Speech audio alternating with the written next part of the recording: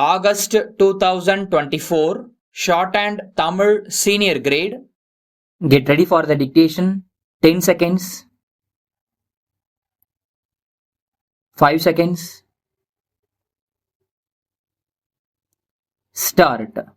அன்பார்ந்த பெரியோர்களே, சகோதர சகோதரிகளே, கல்வி மற்றும் சுகாதாரம் குறித்த இந்த கொள்கை விளக்க குறிப்பின் மீது எனக்கு இங்கே பேச வாய்ப்பளித்தமைக்காக பேரவைத் தலைவர் அவர்களுக்கு எனது நெஞ்சார்ந்த நன்றியை முதலில் தெரிவிக்க ஆசைப்படுகிறேன். முதலாவதாக கல்வி பற்றியும் அதிலுள்ள குறைகள் பற்றியும் எடுத்துக்கூற விழைகிறேன். அந்த காலத்தில் முறையாக கல்வி கற்காமல் நாடே போற்றி பாராட்டும் வகையில் சிறந்த மனிதர்களாக திகழ்ந்தவர்கள் பலர். அக்கால கல்வியில் நேர்மையும் நியாயமும் சிறப்புற இருந்தது. உயர்கல்வி படித்தாலே போதுமானது, சிறப்பானது என கருதப்பட்டது. அதையும் தாண்டி மேற்படிப்பு படித்தவர்கள் விரல் விட்டு எண்ணக்கூடிய அளவில் மிகச் சிலரே இருந்தார்கள். தங்களது பிள்ளைகளை பள்ளிக்கு அனுப்புங்கள், நாங்கள் பார்த்துக் கொள்கிறோம் என்று ஆசிரியர்களே இல்லந்தோறும் தேடிச் சென்று பெற்றோரிடம் எடுத்து சொல்லி மன்றாடி அழைத்த காலங்களும் உண்டு. ஆனால் நிலைமை இப்பொழுது முற்றிலும் தலைகீழாக மாறிவிட்டது. அனைவருக்கும் கல்வி என்ற திட்டத்தின் கீழ் வீட்டிலுள்ள அனைவரும் உயர்கல்வி வரை எளிதாக மிகச் சிறந்த வகையிலே கற்று வருகின்றார்கள்.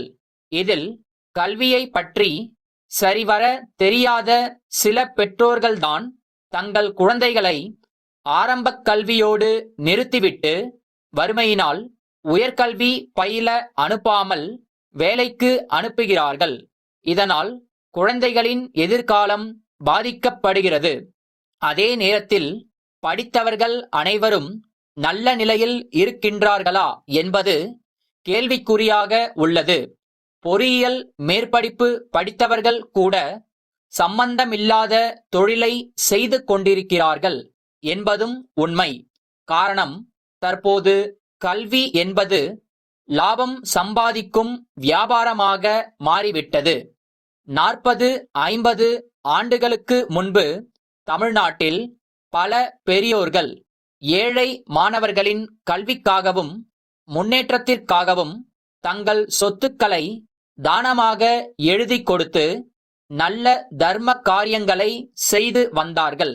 ஆனால் இன்றைக்கு அது தலைகீழாக மாறியுள்ளது என்பதை இந்த மன்றத்திலே சுட்டிக்காட்ட நான் பெரிதும் விரும்புகிறேன்.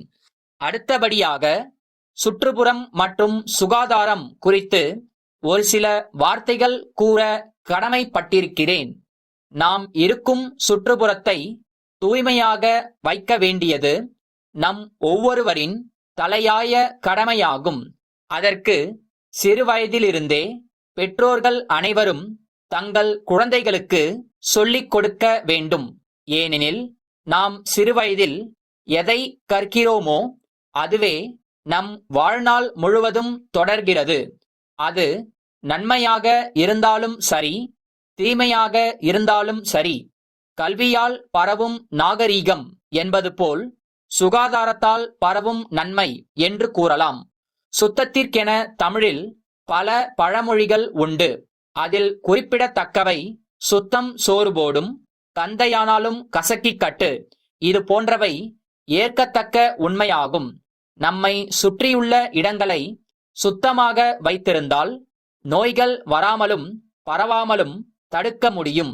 சுற்றுப்புறங்களை தூய்மையாக வைத்திருக்க வேண்டுமெனில் தேவையற்ற பொருட்களை பொது இடங்களிலே கொண்டு சென்று குவிக்கக்கூடாது.